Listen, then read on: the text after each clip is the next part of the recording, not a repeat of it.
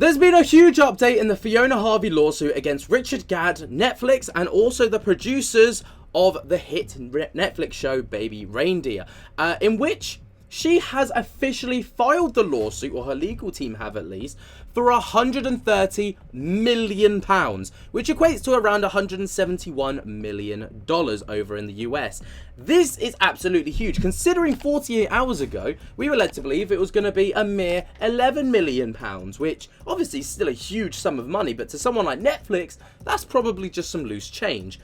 But for it to instantly jump almost seemingly overnight to £130 million for losses and, basically defamatory claims, it's absolutely insane. But you know for a fact that it's not just going to be Fiona Harvey that's salivating at that figure, but also Laura Ray, because in case you haven't seen yesterday's video, go and check that out over on the channel. I reacted to the Piers Morgan Laura Ray interview, in which Laura Ray did state that as of the time of recording, when she made the interview with Piers Morgan, Fiona Harvey had nothing. So there was no point in suing Fiona Harvey. But since then, obviously, it's been officially claimed that they will be taking on Netflix in court, for £130 million. So I know for a fact that Laura Ray is probably sat there like, I hope she wins because I'm coming for it. But let's take a little look at the claims that have been made by The Sun. Now, obviously, it's The Sun. Take it with a pinch of salt, but they're probably the most reputable of them. They're not, are they? They're just not. But anyway, Baby Reindeer's real-life Martha has sued Netflix for over £130 million after claiming defamation. Fiona Harvey, understood to be the inspiration behind Richard Gadd's Stalker in the hit Netflix show, is now taking the streaming giant to court. And of course, we all know this face. She's all over the internet at the minute. And of course, this is obviously Martha, who was supposed to be the interpretation of Fiona Harvey and Richard Gadd, the show's creator.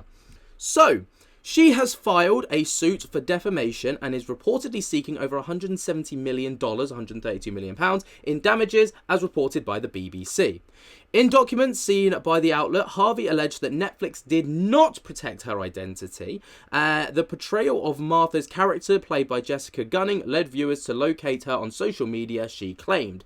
Harvey accused Netflix of using a lot of her own speech phrases that were easy to find on social media posts. But obviously, what I find baffling by this, we're going to continue to go through this, is she exposed herself to the world.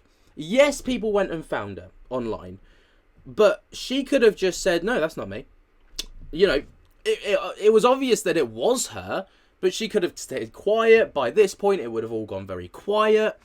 But instead, she chose to go out onto Piers Morgan. Initially, in the Piers Morgan interview, if you watch it back again, she says that it absolutely categorically was not her. But then she states that it was her. Very odd. But anyway, she alleged that the show took minimal efforts to conceal her identity from viewers, including the fact that Martha was a lawyer too. Now, Harvey is suing on numerous counts, including defamation, negligence, intentional infliction of emotional distress, violations of right of publicity. Following the series, Harvey claimed that she has been constantly harassed by her reputation and her reputation destroyed. Oh my God, I can't read. The real-life Martha has always been strongly denied all accusations made by the show. But obviously, if you watch the Laura Ray interview with Piers Morgan, there's a lot in there that Laura Ray says about Fiona Harvey that really does match up against the show. And, that Laura Ray interview could benefit or hinder the case, depending on how it's perceived by, obviously, the judge and also the jury at the time. But anyway, she vehemently refuted the allegations she ever stalked or sexually harassed or assaulted Richard Gadd. Harvey also denied being a convicted stalker, even though although it's not a conviction, she did have an injunction put up against her from Laura Ray, but that was, from what I've been told in the comments, it was more of a civil matter, which means that technically it doesn't count as a conviction.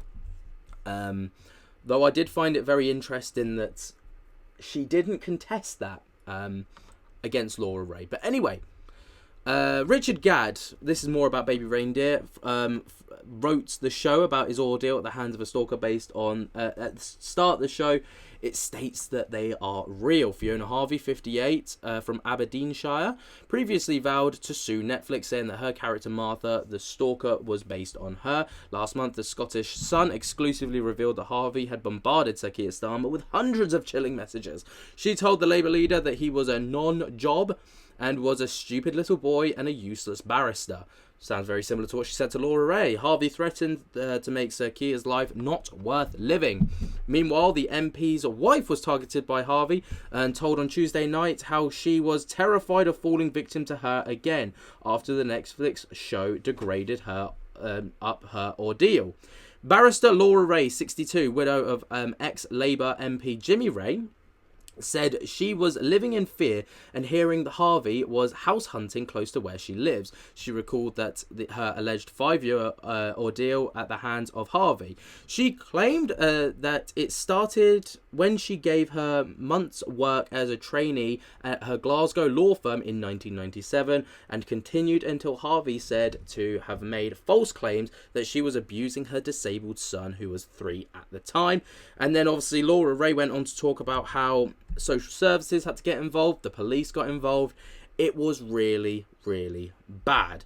And then the kind of bow out words were, speaking to Piers Morgan on the Uncensored YouTube show, she said, "I am frightened and I have no doubt that she's a dangerous stalker." No doubt at all. This is just spiraling from one thing to another. Obviously, people are dubious whether she'd have a leg to stand on for her legal representation. Then she got some hardcore legal representation. She got one of the biggest firms in America, and she's also got one of the biggest lawyers over in the UK. So she is like stacked with ammo to go against Netflix, and they're clearly going for the jugular, trying to get £130 million out of the hit streamer giant. But obviously, that whole thing is crazy. And do I think that anything's going to come of it? It's really, really hard to say. Obviously, yesterday, when I reacted to the Laura Ray interview, Laura Ray did state that Netflix have reached out to her only one time, and that was to try and get the documents that she had, which showed her injunction that Laura Ray had put up against her.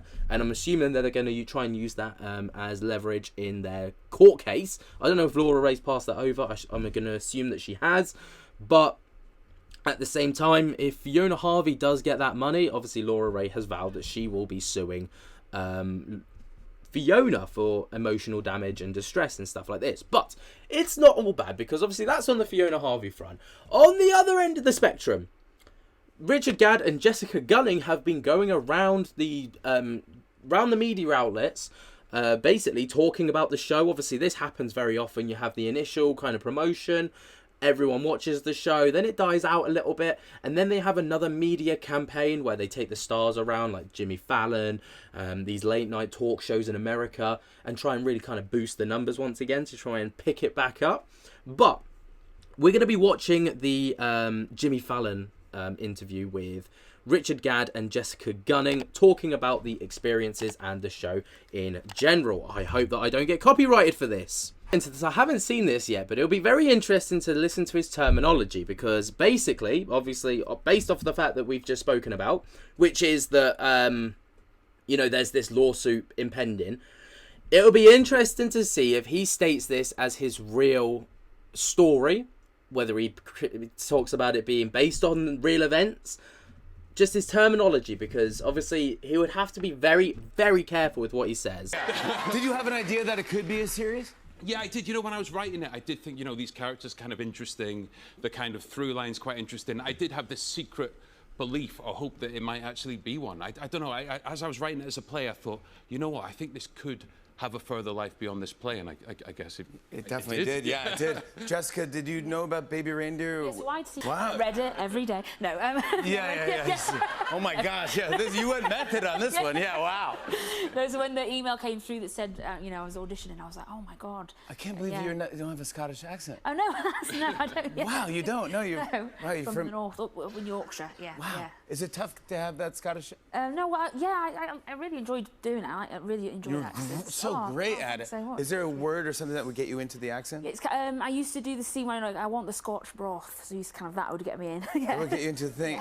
Man, when you take that turn, oh my gosh. I forget what episode it is, but all of a sudden you're like, dude, it's just, honestly, you guys all deserve all the cred and all the buzz you've been getting. Both of you guys thank you so crushed much. it. And still, I mean, really. Both of you. Congrats on everything, but... No, I didn't, and not so fast as well. I remember. I bet he didn't expect to be getting sued by Fiona Harvey. Nobody saw that coming. But when it went out on like 8 a.m. UK on the 11th of April, and I remember thinking maybe my mum and dad will watch it this weekend or something. But it literally felt like overnight. It just exploded. My phone was going off, my doorbell was ringing, everyone just seemed to be discussing it. And then I kept having these points where I thought this is as big as it gets. So it got to like number 8 in the UK, I thought that's about it.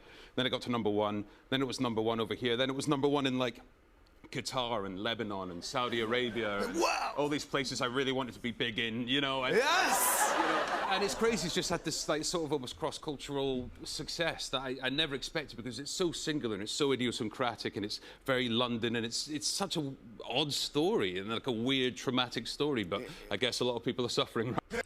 Obviously, they were probably pre-warned at the very beginning.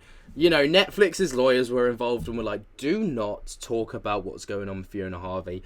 Do not lull him into a false sense of security, and do not trip him into saying that the show's real, because anything that is used on this press junket, you know, on this press tour that they're going on, will be used against them in court. Like, every word that Richard Gadd, any of the producers, obviously we've got the producer who went into Parliament and swore under oath that this, you know, she was a convicted stalker and this was his true events.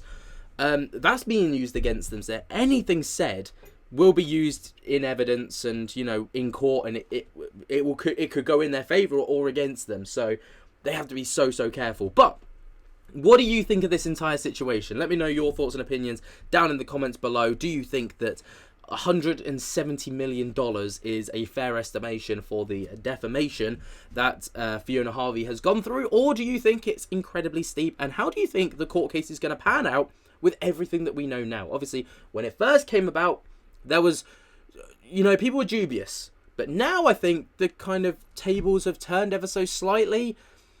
I don't think they have. I can't see her winning it. I truly can't see her winning the case. I think Netflix are too powerful to let something like that kind of be taken against them, if that makes sense. But who knows? Let me know your thoughts and opinions down in the comments below. While you're down there, jump to get the hell out of that like button if you haven't already. Subscribe if you're new, and tickle my little bell so you get notified whenever we upload to the channel. And until next time, guys, I hope you have enjoyed. I can't wait to see you in the next one. I'll speak to you later. Peace.